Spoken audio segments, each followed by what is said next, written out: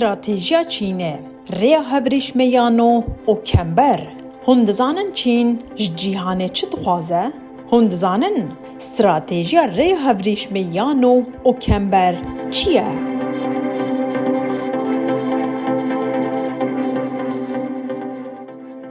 چینه $1 تریلیون جبو استراتیژیا ریا هفریشمیانو ترخان کریه که اف پروژه گلک تورن ری وک اتوبان، ریان ترین و دریایی لخواد گره.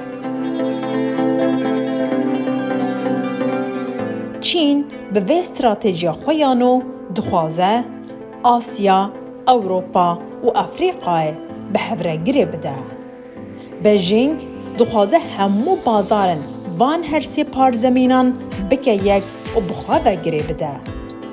جبوه ارمانجی جی چینه به صدان پیمان و رکفتن به دولتان را امضا کرنه و حول داده.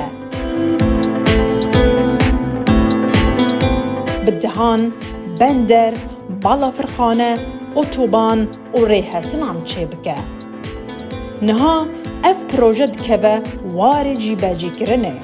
لو ما امریکا و سوپرهیزندن این اوروپای جوی استراتیژی دترسن و دخوازن ریل بر بگیرن.